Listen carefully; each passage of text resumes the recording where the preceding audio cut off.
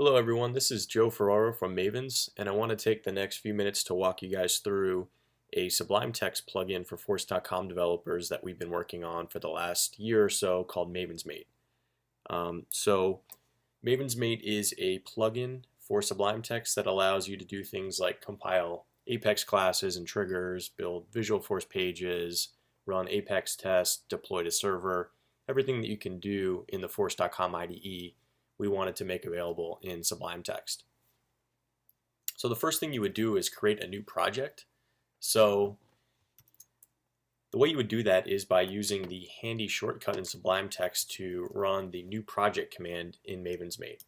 So the new project command is going to open up the MavensMate UI, and here you're going to have a familiar form that looks a lot like the form in Force.com IDE that allows you to select a project name. So I'm going to select this one, and I can put my credentials in here and select the server URL that I want to connect to, whether it's a production or development org, whether it's a sandbox, whether it's a pre-release org. We also have the option here to do some version control as well. So this is completely optional, obviously. You can do this if you are using version control. You can do this from the MavensMate UI, or of course when you create a project you can connect the project to Subversion or Git once the project is created through the terminal or through some sort of version control client. But we do try to make it easy for you to set up Subversion or Git with your project that you create in MavensMate. So the next aspect here is the metadata tab. So this should be familiar to you as well. This allows you to select elements of metadata to add to your MavensMate project. So for example, if I want some specific Apex classes or some specific Apex triggers or objects, profiles, whatever pieces of metadata that I want part of my project, I can select them here. So for the purposes of this demo, I'm going to go ahead and just select the most important elements of metadata for a Force.com developer: classes, components, pages, triggers, and static resources.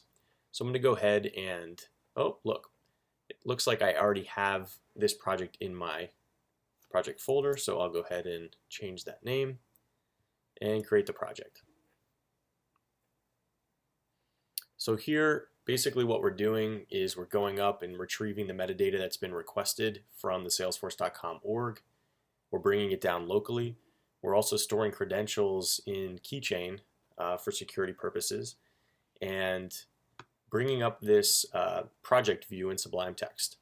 So as you can see, the project tree looks a lot like it does in the Force.com IDE. This is obviously intentional so that if you are working with other developers who are on the IDE in Eclipse, that a MavensMate project won't conflict when you're trying to do things like version control. So I want to walk through a couple of functions of MavensMate. One is, as you can see here, once you have your project, you're going to use this top menu a lot. So as you can see, the MavensMate menu gives you the ability to do things like edit your project, clean your project, compile the project. You can create new pieces of metadata like classes, triggers, pages, components. You can deploy to the server. And then you can do things like run Apex tests, execute anonymous Apex, and things of that nature. So for our first demonstration, let's go ahead and create an Apex class. So when we go to create a new Apex class, as you can see, we're given a dialog here that allows us to put in Apex class name, and then also prompts us to select a template. So this is an interesting differentiator between MavensMate and the Force.com IDE. MavensMate has some stored templates like Apex unit test templates, batch templates, scheduled templates that will allow you to create an Apex class with that base template. I know a lot of times when I'm creating, for example, a batch job or an Apex email service, I always have to go back to the documentation to figure out the exact implementation of that class. This makes that a little bit easier. So for the purposes of this demo, let's go ahead and create we'll create a test class. So my demo test class, and I can just set here that this will be a test template, and it's going to go and create that new Apex class. And as you can see here, I have my Apex class, and I have a couple test methods here that are created out of box. If I need to modify this Apex class, I can go ahead and do that in Sublime Text. And Sublime Text, once I save it, will send that file up to Salesforce for compiling. So as you can see in this case, our compile failed because I had some bad code there, and I get the notification here in the debug panel that my compile failed, and gives me the line number, the column, and a little marker here in the gutter, very similar to any other IDE. So I'm going to go ahead and modify this a little bit. One of the other things I wanted to point out here while I'm modifying this code is we have Apex Code Assist inside Sublime Text as well. So MavensMate will present its best guess for code completion. So as you can see here, we've instantiated an account, and MavensMate has gone back and it's looked for the fields that you can then go ahead and set on the account. So all of the custom fields, standard fields are here available so that you don't have to go back and reference the org or reference any documentation for S objects. So I'm going to go ahead and set the name here, and go ahead and do that. And so now I should be able to, there you go, I compiled that Apex class. So the same concept goes for Visualforce pages or Visualforce components, but I do also want to show you that all of those commands are available without having to use your mouse. So using Sublime Text functionality, Shift Command P to bring up the command panel here, we have access to all the MavensMate commands. So as you can see, things like checkout project, clean project, compile, all of those commands are available to us.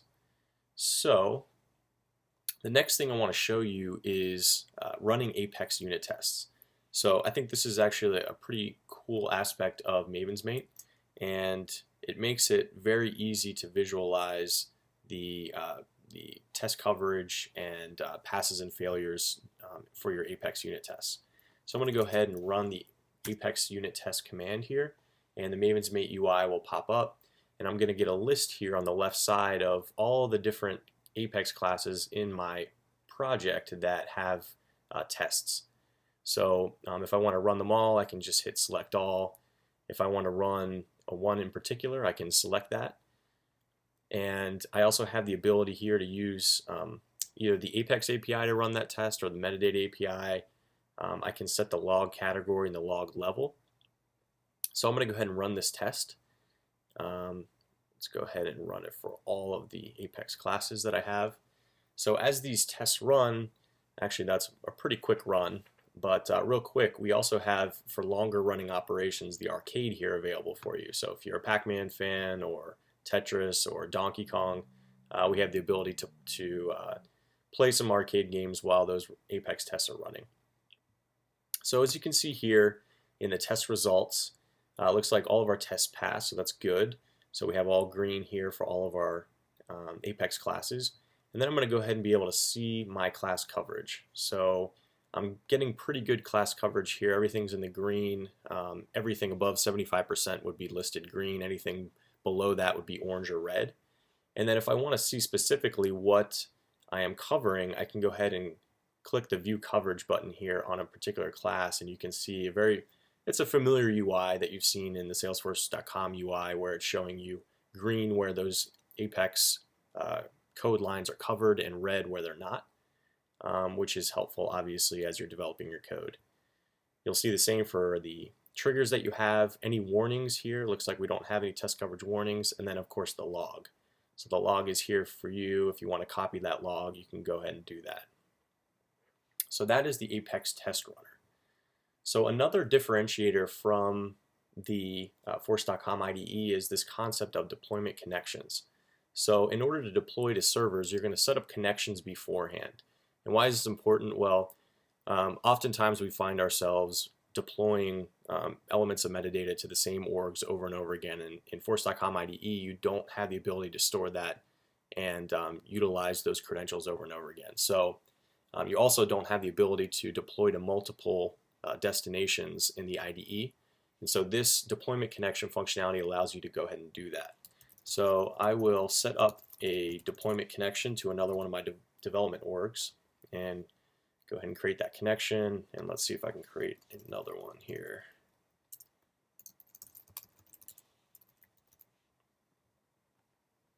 All right, so I have two deployment connections here, one to my Joe Ferraro at Force.com development org, and then my second deployment connection is to Joe Ferraro2 at Force.com. So I'll go ahead and close this window. And when I'm ready to deploy to the server, I can just run the deploy to server command. And this will present to me, well, first of all, it's going to index my Salesforce.com metadata. So this is a one-time operation. For very large orgs, this can take up to 90 seconds to index the entire org because it's going through every element of metadata and bringing it down locally so that when you go to deploy the next time, it doesn't have to run that same operation. So as you can see here, when I get to my deploy screen, it's going to look a little bit different than the IDE in that you're going to have the option to select multiple deployment targets if you want. So it's offering me one of my deployment targets by default, and I can go ahead and add a second as well. And I have the option here of saying, okay, whether this is a validate only deployment or not. So in this case, I'm going to say this is a validate only. So here we have the ability to select some metadata to deploy to the server. So let's see, if I know that I have some pages here that I want to deploy, I can go ahead and select those, and maybe I'll select some list views. We'll go ahead and do that. And so I'm all ready for my deployment, so I'm going to go ahead and validate the deployment. So here, once again, we have the ability to play some arcade games if we want to while we wait. Hopefully this deployment shouldn't take too long. It is deploying to 2 destination orgs. So as you can see, it's now finished, and let's go over to the result. And as you can see, my deployment failed. So let's see, did my deployment fail in both orgs? Yes, it did. So the destination orgs that the deployment is going to are shown here with a tab. And say, for example, if this deployment passed, this would be green, and I would be able to see that, but it looks like both of them failed. So if I go back and to my metadata, let's try to get one that is going to succeed here. Maybe we'll do these. Let's go ahead and validate that. So again, this deployment is actually going out to multiple orgs at once, which I think is a pretty handy piece of functionality. So as you can see here, this deployment actually succeeded in one of the orgs. So Joe Ferraro at Force.com, this was a success. In Joe Ferraro2, it looks like we must not have sites enabled in that org, so it didn't look like that deployment succeeded. So that is the deployment functionality in MavensMate. So the next thing you can do is run some anonymous Apex. So if you select the execute Apex command from the MavensMate menu, you can go ahead and run some Apex directly from MavensMate. So if I want to do let's see here, let's do a list of accounts, select ID from account, limit 10, and we'll leave off a semicolon here so that we can get an error here from the server. So as you can see here, I have an error. It was expecting a semicolon, and so I'll go ahead and put that in. And again, I can select the log level, I can select the log category, and I'll go ahead and execute that. Now, assuming all goes well, there it is. The log is there for me, and then I can obviously look through that log. So you can use this to run any of your execute anonymous tasks that you may have to debug queries or whatever the case may be. So that's a pretty good overview of MavensMate for Sublime Text. You can check out the project on GitHub. If you just Google MavensMate, it should be the first project that comes up. If you guys have any feature requests or issues that come up, please log them at the project, and I'd be happy to, or we'd be happy to address those. Thanks a lot for your time.